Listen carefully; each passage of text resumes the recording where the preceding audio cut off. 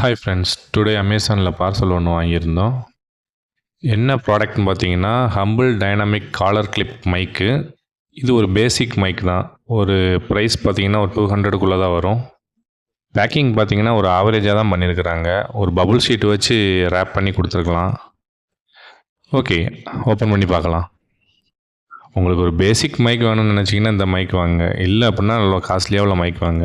இதில் ஓரளவு audio output ஓரளவு இருக்கும். ரொம்ப பயங்கரமாக இருக்கும்லாம் நான் சொல்ல மாட்டேன். ஓரளவு இருக்கும். நீங்கள் இப்போ தான் ஒரு யூடியூப் சேனலை ஸ்டார்ட் பண்ணுறீங்க அப்படின்னா இந்த மாதிரி ஒரு பேசிக் மைக்கே வாங்கிக்கோங்க. இதுவே சவுண்ட் குவாலிட்டி ஓரளவு இருக்கும். இப்போ பேக்கிங் ஓப்பன் பண்ணி மைக்கை வெளியே எடுத்தாச்சு. ஒயர் நல்லா சுற்றி வெல்க்ரோ டேப் அடித்து கொடுத்துருக்குறாங்க.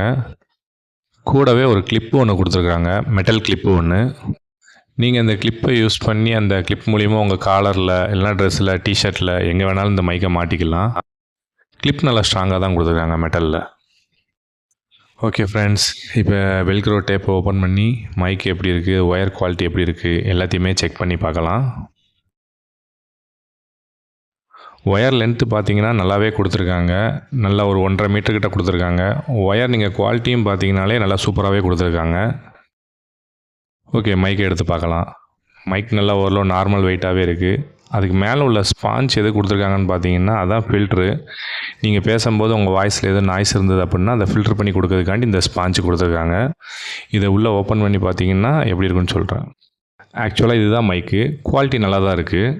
நான் உங்களுக்கு இதோட குவாலிட்டி எப்படி இருக்குன்னு காட்டுறேன். இப்போ நான் மைக்கை கனெக்ட் பண்ணல. என் வாய்ஸ் எப்படி இருக்குது, எவ்வளோ டிஃப்ரெண்ட்டாக இருக்குன்னு பாருங்கள். நான் மைக்கை கனெக்ட் பண்ணதுக்கப்புறம் வாய்ஸ் எப்படி சேஞ்ச் ஆகுது மட்டும் நீங்கள் பாருங்கள். இப்போ நான் மைக்கை கனெக்ட் பண்ணிட்டேன். இப்போ என் வாய்ஸ் எவ்வளோ சேஞ்ச் ஆகிருக்குது உங்களுக்கு ஆடியோ மூலிமா அதில் தெளிவாக தெரியும். இது கூட ஸ்டாண்ட் எதுவும் கொடுக்கல. அதனால் நான் மந்த்லி காலண்டரில் உள்ள அந்த அலுமினியம் ஸ்டிப்பை வச்சு நானே ரெடி பண்ணிக்கிட்டேன். இதை மாதிரி ரெடி பண்ணிக்கோங்க நீங்களும். நீங்கள் மைக்கை கையில் பிடிச்சி பேசுனீங்க அப்படின்னா சவுண்டு டிஃபர் ஆகுது. அதனால தான் இந்த மாதிரி ஸ்டாண்ட் ஒன்று ரெடி பண்ணிக்கோங்கன்னு சொல்கிறேன்.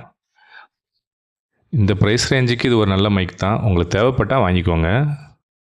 ஓகே ஃப்ரெண்ட்ஸ், வீடியோ பிடிச்சிருந்தால் லைக் அண்ட் சப்ஸ்கிரைப் பண்ணுங்கள். தேங்க்யூ ஃபார் வாட்சிங்.